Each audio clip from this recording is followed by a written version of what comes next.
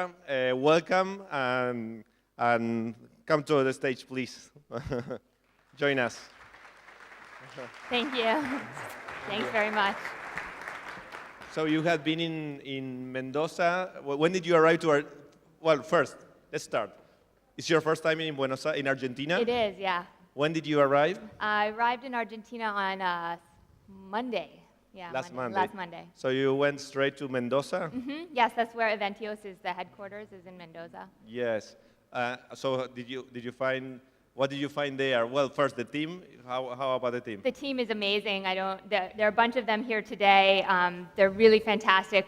One of the main reasons that we acquired Eventios was because of the team. And so many shared values, shared views of the world and of how to build businesses, and so we were very excited to be partnering with them to grow our business in Latin America. Great, Tamara. And did you try wine in Mendoza? Of course, yes. This is why we decided to acquire Eventios, because they're in Mendoza. We drink the wine. A lot of wine or just a little bit? You know. Good enough. Good enough. Okay, Tamara, thank you so much for joining us. We really appreciate it. Thank you. And the stage is yours. Thank you for having me. Yes, I'm very excited to be here. It's my first time in Argentina. Thank you. Thank you. Thank you. I hope I don't mess up too badly so I get to come back next year. My name is Tamara Mendelsohn, as I was so kindly introduced, and I run marketing for Eventbrite. And Eventbrite is a technology platform that lets anyone, anywhere, sell tickets online to their events, and the same with Eventios, and this is why we decided to partner with them into our entry into Latin America. If you registered for this conference here today, you used our technology. I'm here today to talk to you about the future of ticketing, the future of Eventbrite, but in order to do so, I want to tell a quick story about the past. So a few months ago, I helped my mother move out of her house, the house that I grew up in, and we cleaned out all the things that we had there from childhood. And I found an old shoebox that was full of tickets. And these were tickets that I had collected over the years. And it's so funny because it's a strange thing to collect. They don't look particularly beautiful. They don't appreciate in value over time like some collections. Like I couldn't sell this collection to anybody. In fact, I'd probably have to pay them money to take it away. But yet I kept these tickets. And in looking through them, I found one of the tickets from maybe one of the very first events I went to as a child was a baseball game. And in America, as a young child, I was a big fan of my local baseball team. I knew all the players by heart, and for my 7th birthday, we went to a game. And it was the first time I got to see all my favorite players in real life, not just on the television, not just listening to it on the radio. And I went with my parents and my sister and my best friend, and we had this amazing day. And I wanted to remember that. I never wanted to forget that, and so I kept the ticket. And it's funny because the ticket is just a piece of paper. It's just a receipt for a transaction. By itself, it's pretty meaningless. Yet when I saw it, it reminded me. I think we save tickets because it brings back all the memories of all those great events that we had, those memories that we share with our friends, with our families. And this idea is really the idea behind why I decided to join Eventbrite when it was just, maybe a few more than 10 people back in 2009. Not because I wanted to build a ticketing company, but because I was passionate about what tickets represented. This notion of the live experience, the transformative potential of what can happen when people gather together. And this idea, this notion, was the past, and it is the present, and it is the future of Eventbrite. It's not about the transaction. It's about what that transaction gets you, the power and the importance of the live experience. And more, this idea is influencing the future of ticketing and the future of ticketing companies, and that's what I'm going to talk to you about today. I'm going to share the story of how we grew from 3 people in a shared conference room to a global business with 7 offices around the world, transacting over $1 billion in ticket sales last year. And I'm going to share this story in the hopes that maybe you can take away some nuggets that you can then apply to your business from things that we stumbled across as we built this business, from the mistakes we made, from the lessons we learned, so that you can take it and apply to your business as you continue to grow or invest. So the founding story of Eventbrite is very simple. It was based on this concept of the live experience and the importance of that. And as we were founded in San Francisco in Silicon Valley, where we're surrounded by technology and all the great, powerful transformations that technology is causing. Yet as we spend more and more time in front of our devices, there's now a new conversation, which is, are we becoming disconnected? And this is the most recent Banksy piece of art. And Banksy is this mysterious artist who we believe resides in London. And this was found on a door in London just a few weeks ago. And it really exemplifies this idea that as we spend more and more time in front of our screens, in front of our technology, are we losing the connection with humans? And so this idea is, I think, what was at the core of founding Eventbrite, this notion that the live experience, the power of meeting together in person, could never be replaced by technology. It's not something that we could get more efficient at with technology or reduce the cost of through technology. And so that's why the mission for Eventbrite, when we founded the company, was to bring the world together through live experiences. It was always about so much more than just the transaction, than just the ticket. In talking to people about the moments that they remember, there's always an event in there. And in speaking to people here in Argentina, a lot of people have referenced Rock in Rio. They were either there or they remember where they were at that moment. And it was about so much more than just a concert. It was an experience, a movement, a representation of something much bigger than just a love for music. And that's the power that events can have. And when people think about events, a lot of times they think about the huge concerts, right? And they're exciting, but they're expensive. You maybe attend something like this maybe once or twice a year. They are also sometimes inaccessible. We've all experienced trying to get a ticket for something and then it being sold out before we get a chance to get our tickets. So when we started Eventbrite, it was really on the concept of everything else. These are also live experiences, small nights at a club or a disco, a cooking class, a bike ride, a tour of a new city. There was a whole world of events that wasn't being served. And so we took that path of least resistance. We identified this market that was ripe for the taking.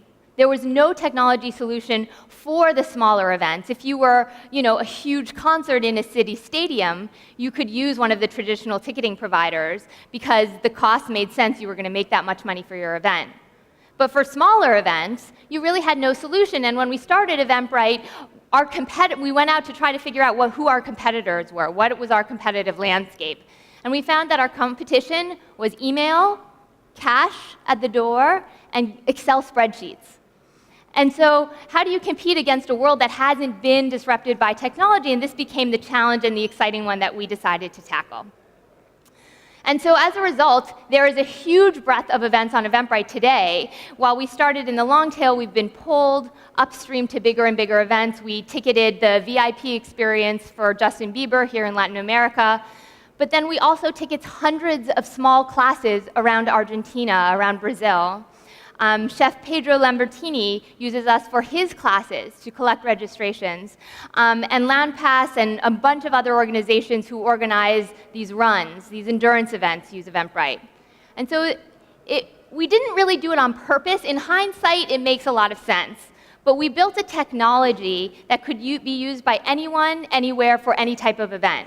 And so the result was this massive scale and this breadth. It's almost opposite of what the startup literature tells you. Pick one vertical, focus on that. And instead, we did the opposite. We picked the platform approach. We decided to build a technology that could be used by anyone. And as a result, you can see the large breadth of events. And the cool thing about it is that anyone can use it for any creative idea that they had. So say you love running, and say you love dogs. So you had this crazy idea for an event with running and dogs. That's exactly what Eukanuba did a couple weeks ago. They did this huge race here in Argentina where you ran with your dog. And someone else was telling me today about a race that they heard about where waiters dressed up in their waiters with a tray and ran with their trays. Right? So there's so much creative ideas. There are so many passions out in the world. And we wanted to create a technology that would empower those people, that they could then bring people together more effectively, have more successful events through our technology, and it's been just really cool to see what the results of that have been. So the concept was simple. Use online technology to bring people together offline. And as I said before, the breadth of events that we saw was just mind-blowing. We didn't realize that, how many ideas, how many creative people were out there that we could build this solution for. And so really, whether it's a photography class, whether it's a food festival or a dog race or a fundraising event, the idea was create something super, super simple that anybody could use to sell more and more tickets to their events. How can we make people that organize events more successful through our technology? And our business model is aligned to make them successful. So we charge a percentage on the transaction of each ticket, and nothing else. There's no setup costs, there's no hidden fees. So when you sell more tickets, we make more money. So everything we build, we're incented to help you promote your event, help you sell more tickets. And this, is what led to a lot of the scale. And as a side note, by accident, we realized that people were making their tickets $0 value, so we were taking, times whatever, 5.5% is still zero. So free events were free on the platform. That was actually not on purpose. We didn't think through that. But when we saw that happening, we realized there was a huge engine for growth in free events, because free events increased the word of mouth of our platform, got more people interacting with the technology, and helped us grow even faster. So pay attention to those little mistakes. Don't always assume it's the wrong thing. Watch how your customers are using your technology and use that to your advantage. So there were three major technology trends, sort of waves of technology, that we were able to ride in order to achieve the growth and the scale that we're at today. So I'm going to talk a little bit about all three. The first one was social media, and it's funny because when we were first talking about what helped to build our business, back in 2008 and 2009, we talked about social media, and even still today, it continues to have a very large impact. So when I started at Eventbrite 5 years ago, the number one source of traffic, so where users were coming from before going to Eventbrite, was Google. And this makes sense, because people were searching for, races in Mendoza or hackathon events in Buenos Aires, and they would get a list of events, and Eventbrite events would be in there. They would click through and go to our platform. That makes sense. And we optimized our site for Google search. But then, one day, what we saw was Facebook showed up in our top 10 drivers of traffic. And this was completely unexpected. We didn't understand exactly what was happening, but that meant that the majority of, a huge majority of users were at Facebook first, and then Eventbrite.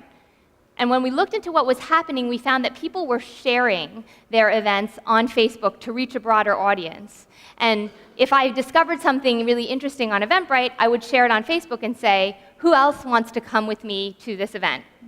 And people were clicking on that link and coming to Eventbrite. So this was really interesting. So we reached out to Facebook, and we were one of the first partners on their Events API. And we integrated Eventbrite with Facebook so that with one click, you could publish your event to Facebook. Or with one click, you could share an event that you discovered with all of your friends. And what we saw was this amazing sharing activity. We took this activity that some of our leading users were doing, and we made it super easy and super simple for everyone to do. And the result was pretty amazing. We found that every time somebody shared an event on Facebook, it drove an additional $3.22 in incremental sales for the event organizer. So I share a link to an event. Some of my friends see it. A couple of them click on it. One of them ends up buying a ticket, and on average, that's $3.22. So this is distribution, right? This is promotion for events that they didn't pay for, that they didn't ask for, but that's super targeted and super relevant. And so you can see for the first 2 years before we integrated Facebook, we were moving along a certain trajectory. And then after the integration, things really took off. So that was lesson number one. Watch what your users are doing and lean into those actions. The second area is mobile. And mobile continues to transform a lot of businesses around the world. But it was an interesting one for us, because if you think about how you enter an event, if it's a small event, they usually have a pad of paper with all the guests, and you come and you say your name, and they cross you off. They have no idea, what time you came or anything about you. And so if you wanted to have scanners, if you need to get a lot of people through the door very fast, you have to rent very expensive scanner technology.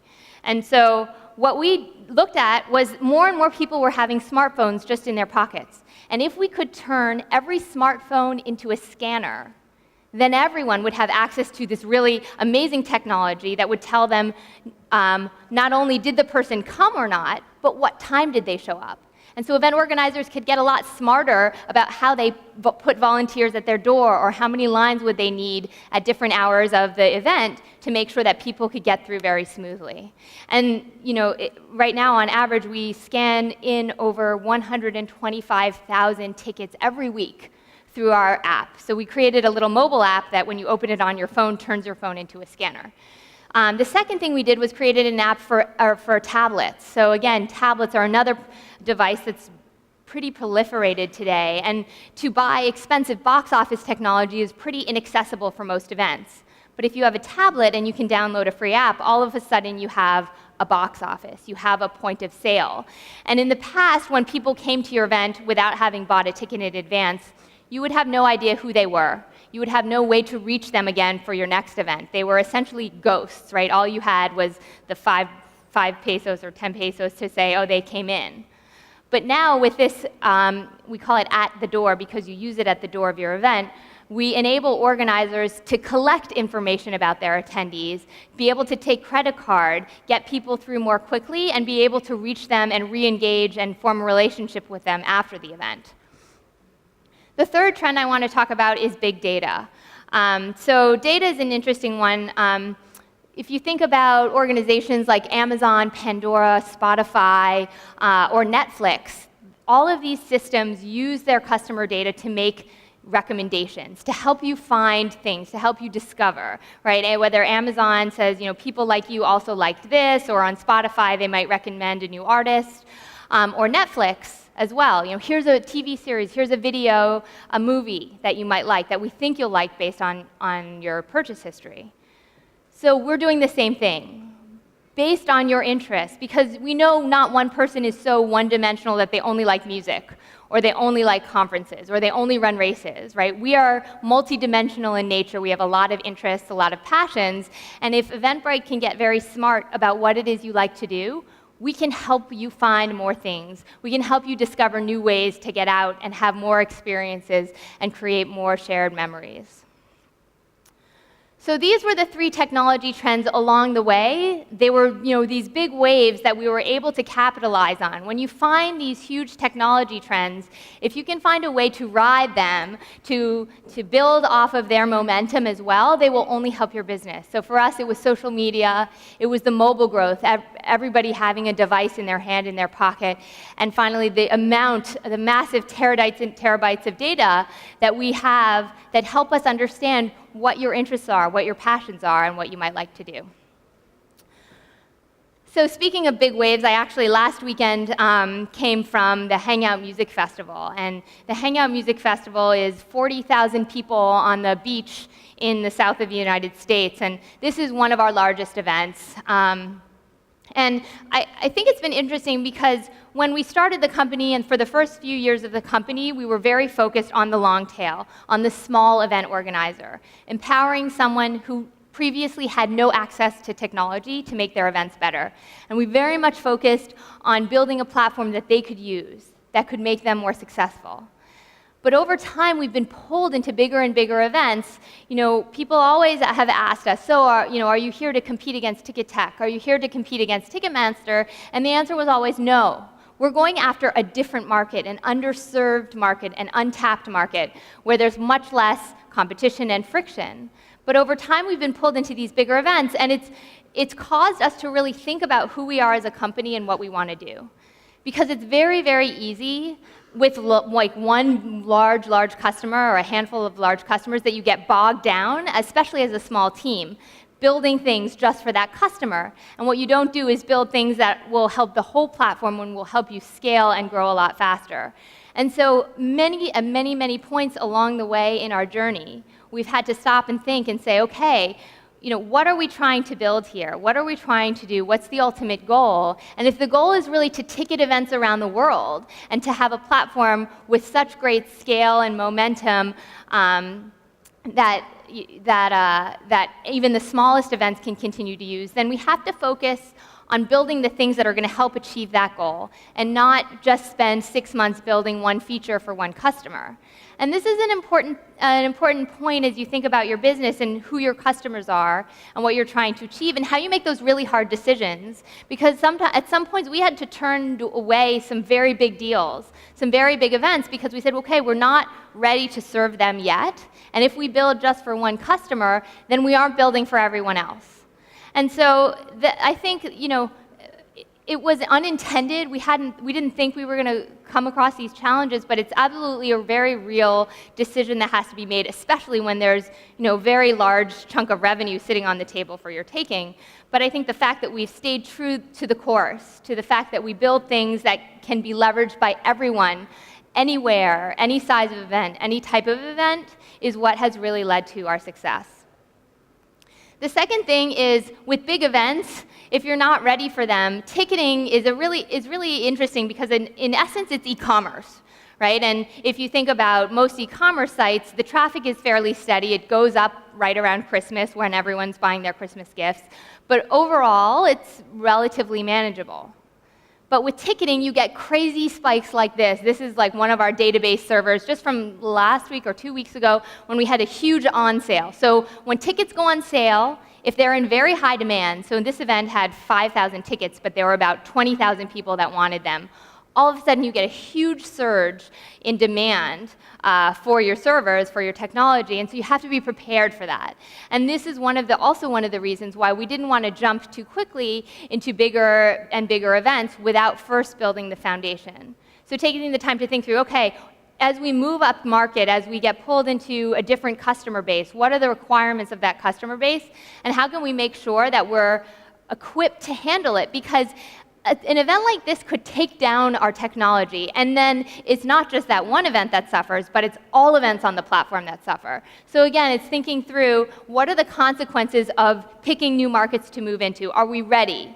Do we have the right foundation? Do we have the right technology? And then when we're ready, we move into it. So another example is for a long, long time, people would ask us, when are you going to have reserved seating? So reserved seating is this idea that when I buy a ticket for an event, I buy a specific seat in a venue. And for the first 6, 7 years of Eventbrite's life, we said, you know what, we're not going to do it. We're not ready to handle it, and we're going to focus on the rest of the market. But then this past spring, we decided, okay, it's time. We're ready, we have the foundation, we have the team, we know how to market this, we know how to sell it, and so we decided to build the technology. So again, it's thinking through the phases, how you plan for growth, and how you pick the right moments to build on your business. And then another area of the future of Eventbrite is international expansion. So as I said before, we have 7 offices around the world, and our international strategy is very similar to everything you've heard me talk about. So because Eventbrite can be used, is fully self-service, right? Can be used by anyone, anywhere around the world. We're consequently last year used in 185 different countries around the world. So the question is, where do we invest? Where do we open offices? And we really follow our users. We follow where we're seeing the most traction, where we're seeing the most excitement for a service like ours. And actually at 4 o'clock, Elsita, who's from our team as well from San Francisco, will be doing a workshop just across the hall to talk about how we developed our playbook for expanding internationally and all the lessons we learned, because we made a lot of mistakes, we made a lot of wrong assumptions, but over time we figured out how to do this better and more quickly and more effectively, and so she'll walk through that playbook and how we developed it. But Latin America was different, actually. This was the first acquisition that we made for international expansion. And we were very excited about Latin America. We saw some organic adoption on the platform, and there's huge potentials in the market here. So we came down to explore and to learn about the market.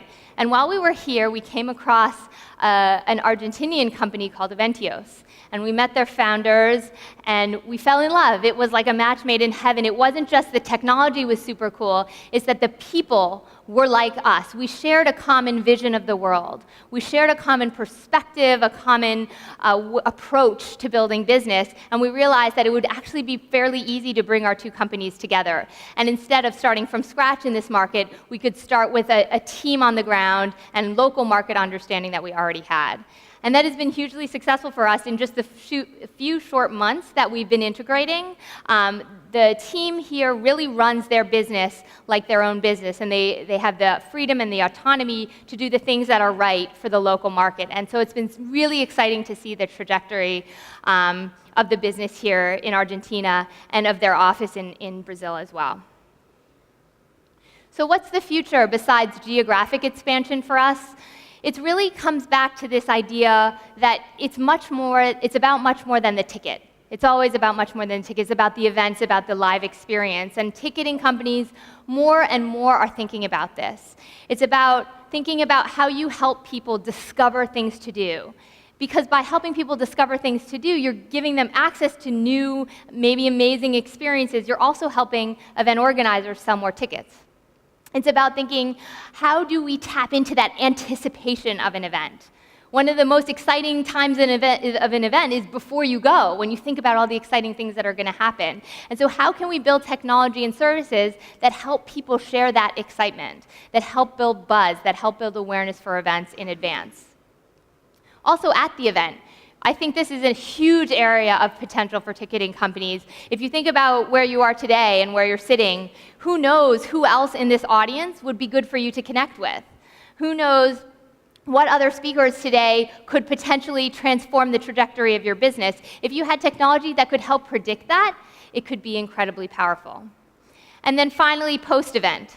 So after the event ends, should not be the end of the experience, right? People want to relive, they want to remember. That's why everyone goes to Facebook and tags themselves on their photos, because they want to relive. They want to show their friends what an amazing experience it was, and hopefully for next time around have even more people come with them. And so the future of ticketing is not at all about the ticket, actually. It's about everything that has to do with the event and the event experience. And so when we think about the future of ticketing, it's a funny idea, because if we're successful, tickets like this, as we know them, will no longer exist. And if you think about the technology that's coming, RFID, near-field technology, all the technology on your mobile phone, all the technology to manage your identity, who you are, and the proof that you actually bought a ticket to an event, you can imagine a world where you really have to explain this to your children or your grandchildren. You know, you got this piece of paper receipt that you had to show at the door, and the world where we're headed is one where you just seamlessly walk into an event, and then the world knows you're there, and the other attendees know you're there, and it helps you connect seamlessly with the experience at the event, and helps you get the most out of that event experience. And so if we're successful, we put ticketing out of business. And this is a funny idea, but I really believe that the future of what we're building is not about a transaction. It's not about a ticket, but it's about the importance and the power of what happens when we gather together. Thank you.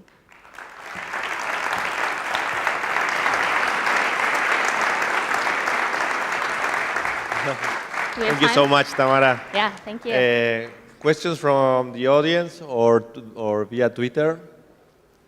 Any question here? There's one over there. Over there. Nora? Sí. Gracias.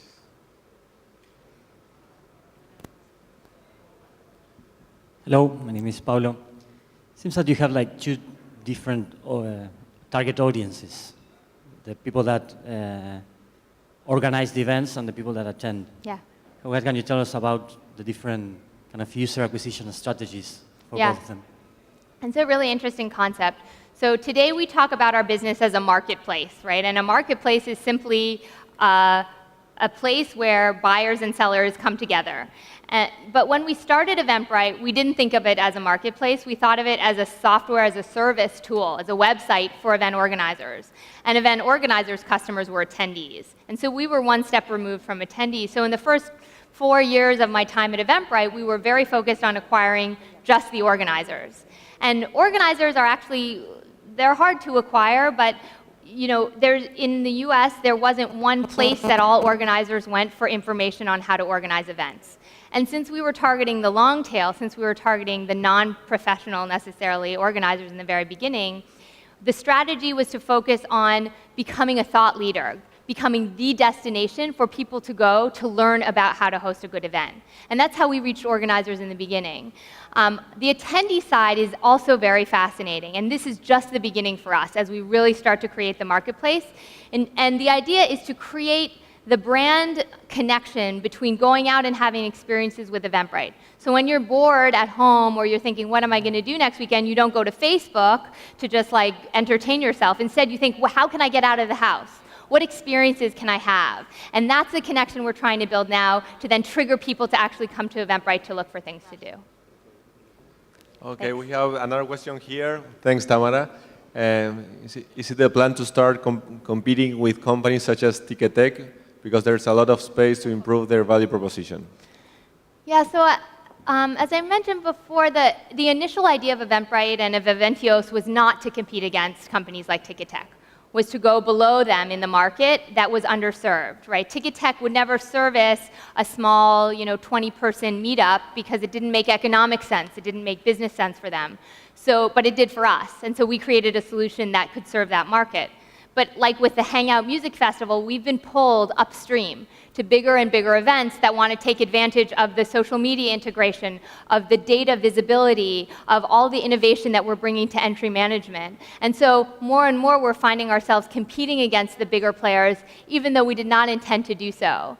And I think that really comes back to also this question of, if we decide to go head-to-head against a player like Ticketmaster or Ticketek, we would be building a very different business.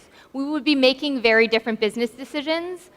But as sort of what I referred to before was this idea that we're focused on building things that everyone can use, that the whole breadth of the market can use, and in that way build scale and momentum, and that will continue to be our focus for a long time. Okay, great. Well, Tamara, thank you so much. Thanks. When are you leaving Buenos Aires? Tomorrow night. Tomorrow night, okay. So I'm taking ideas for what I should do in Buenos Aires tomorrow. Okay, great. I'm sure a lot of people will give you great advice here, and Pablo and all the team of Eventios, now Eventbrite. Thank you so much for joining us, Tamara. Thank you.